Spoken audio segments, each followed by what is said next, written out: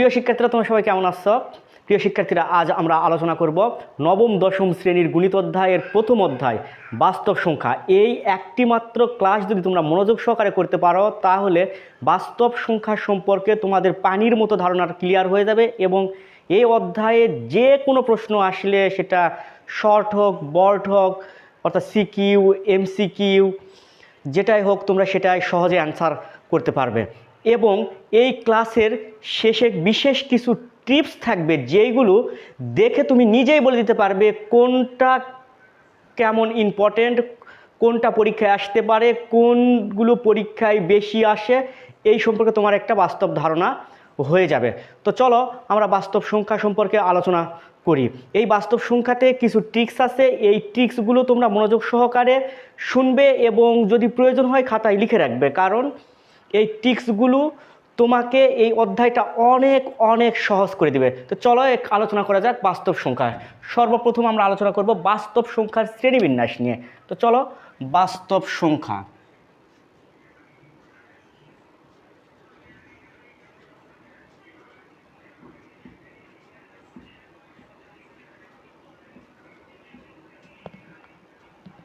বাস্তব সংখ্যা, বাস্তব সংখ্যা কি? বাস্তব সংখ্যা হলো আমরা প্রত্যেক দিন যেসব সংখ্যা আমাদের প্রয়োজনে ব্যবহার করে থাকি সেই সব সংখ্যাকেই বাস্তব সংখ্যা বলা হয়। বাস্তব সংখ্যার বিপরীত হচ্ছে বাস্তব অবাস্তব সংখ্যা। অবাস্তব সংখ্যা কি? অবাস্তব সংখ্যা মানে যেই সব সংখ্যা আমরা বাস্তবে দেখি না, কল্পনা করা হয়। যেমন রুট দিয়ে কোনো সংখ্যার মাইনাসের উপর রুট, অর্থাৎ 1-এর উপর রুট হতে পারে, 2-এর উপর রুট হতে পারে, 3-এর উপর রুট হতে পারে। এই মাইনাস সংখ্যাগুলোর উপর রুট হলে সেইগুলোকে কাল্পনিক সংখ্যা বলে। তো বাস্তব সংখ্যার শ্রেণীবিন্যাস নিয়ে এখন আমরা আলোচনা করতে যাচ্ছি। বাস্তব সংখ্যার শ্রেণীবিন্যাসটা তোমরা যদি মনে রাখতে পারো, এই টিক্সটা মনে রাখতে পারো তাহলে সহজ হবে। টিক্সটা কি? মুপুদ,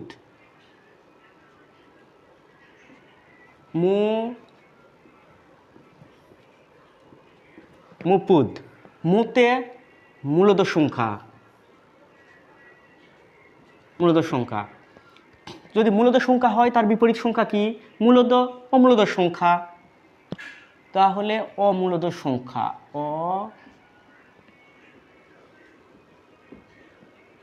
অমূলদ সংখ্যা। বাস্তব সংখ্যার আবার দুই ভাগ আছে, সেটা হচ্ছে পূর্ণ সংখ্যা, পূর্ণ সংখ্যা। তাহলে পূর্ণ সংখ্যার বিপরীত কি? ভগ্নাংশ। তাহলে এটা একটু দূরে লিখে রাখি, ভালো হবে। ভগ্নাংশ।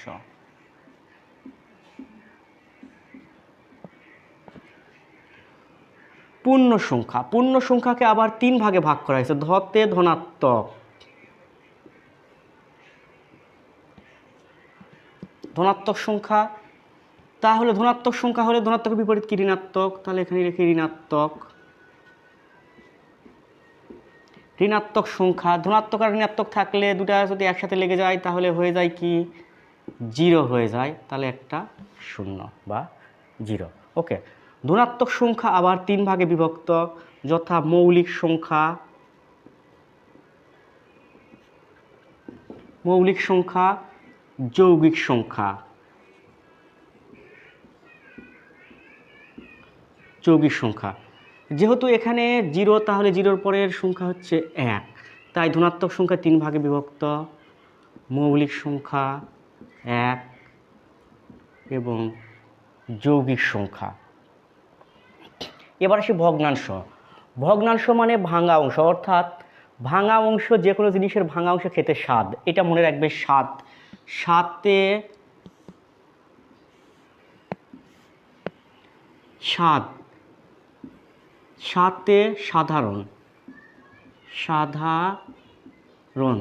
সয়াকা আর একটা দ, দতে স্বাদ, কিন্তু সয়াকা দ, দতে দশমিক, দশমিক। ওকে। এবার আসি সাধারণ ভগ্নাংশ। সাধারণ ভগ্নাংশ আবার তিন ভাগে বিভক্ত, এটা কিন্তু আমরা জানি।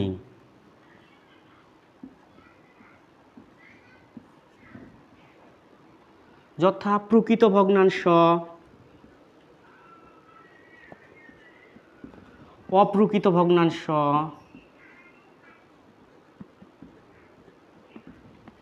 আর হচ্ছে মিশ্র ভগ্নাংশ। ওকে, তাহলে সবই তো হয়ে গেল। এই টেকনিক দ্বারা তোমরা মনে রাখতে পারবে। এরপরেও আমি তোমাদের আর একটা সহজ টেকনিক দেই। সে টেকনিক হলো মো দিয়ে শুরু, মো দিয়ে শেষ, মো দিয়ে শুরু, মো দিয়ে শুরু, মো দিয়ে শেষ, মাঝখানে থাকবে সকল পদ। মো দিয়ে শুরু, মো দিয়ে শেষ, মাঝখানে থাকবে সকল পদ। ওকে, তো বাস্তব সংখ্যার শ্রেণীবিন্যাস নিয়ে আলোচনা করলাম। এবার আসি কোন সংখ্যা? মূলদ সংখ্যা। মূলদ সংখ্যা কোনগুলো? মূলদ সংখ্যা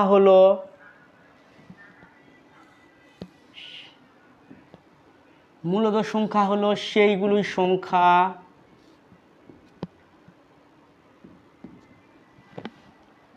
মূলদ সংখ্যা হচ্ছে সেই সকল সংখ্যা যে সকল সংখ্যাকে পি ভাগ কিউ আকারে প্রকাশ করা যায়, যে সকল সংখ্যাকে পি ভাগ কিউ আকারে প্রকাশ করা যায়। ওকে, যেমন 3কে পি ভাগ কিউ আকারে কীভাবে লিখবো? এর কিছু নিচে কিছু নাই, মানে 1 আছে, তাহলে 3/1। ওকে, এরপরে 10/2 সমান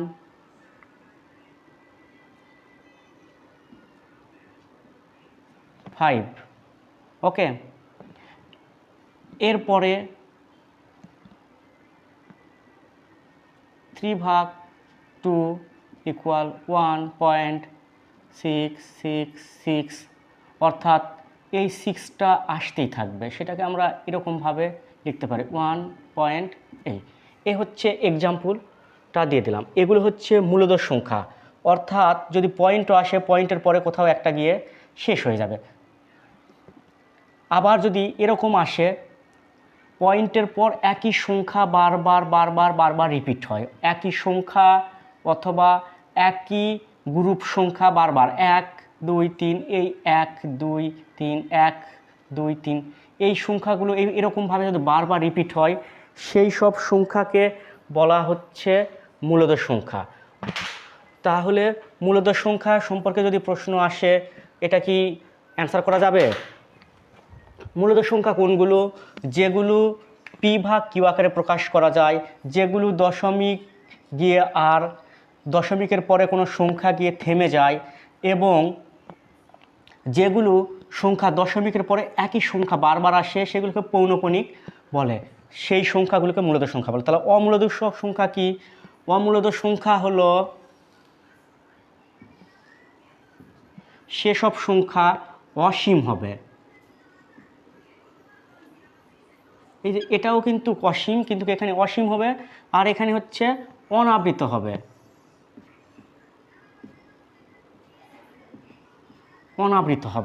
অনাবৃত মানে দশমিকের পরে যেমন এরকম 1.2 3 4 5 6 ...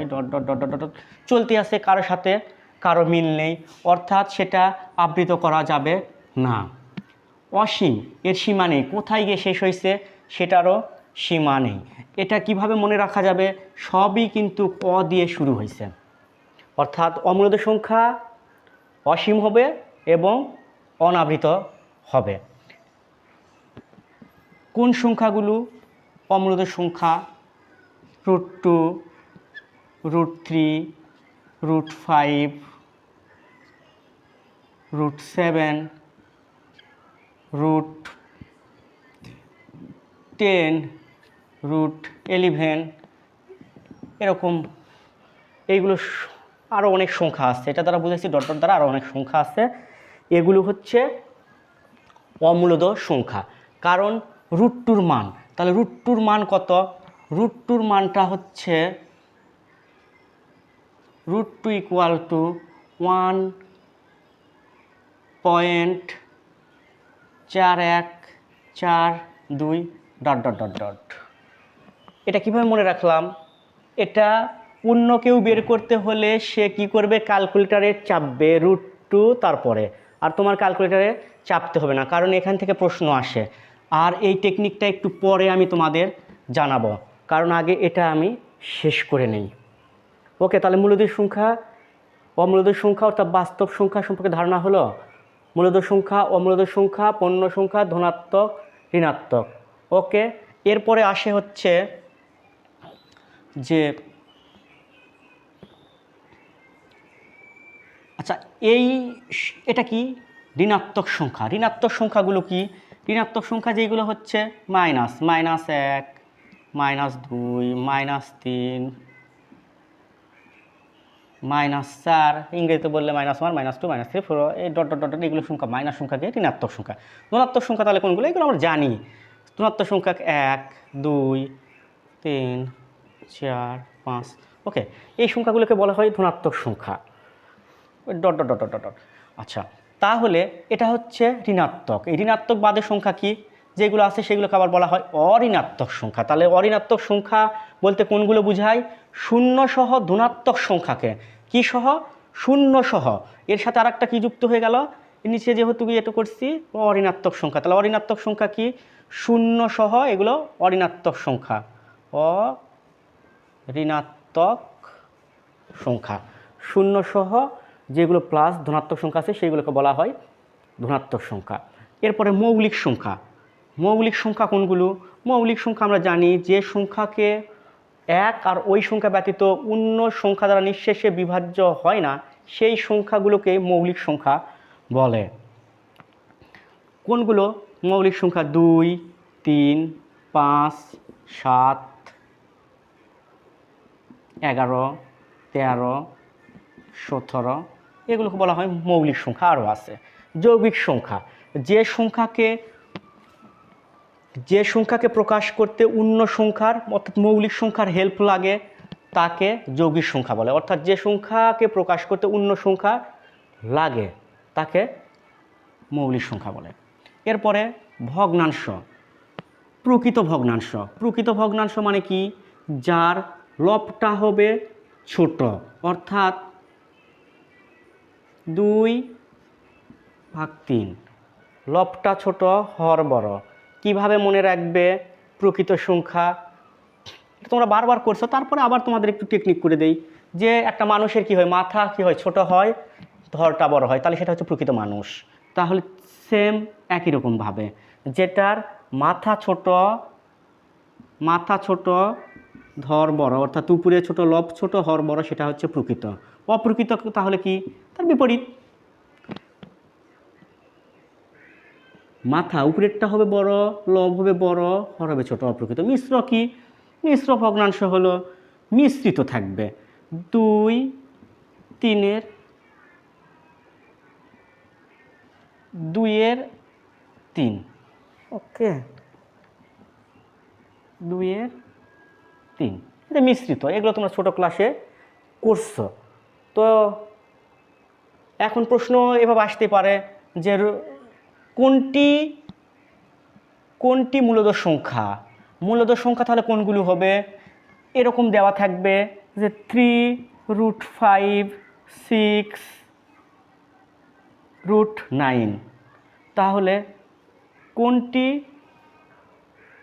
কোনটি অমূলদ সংখ্যা? তাহলে এই √3 উপর করলে এটা কি হয়? 3 হয়। তাহলে বোঝা যাচ্ছে কোনটি অমূলদ সংখ্যা। অমূলদ। কোনটি অমূলদ সংখ্যা? এই যে এখানে আমরা দেখলে পাবো √2, √5, √3, √7। তাহলে √5টাই হচ্ছে অমূলদ সংখ্যা।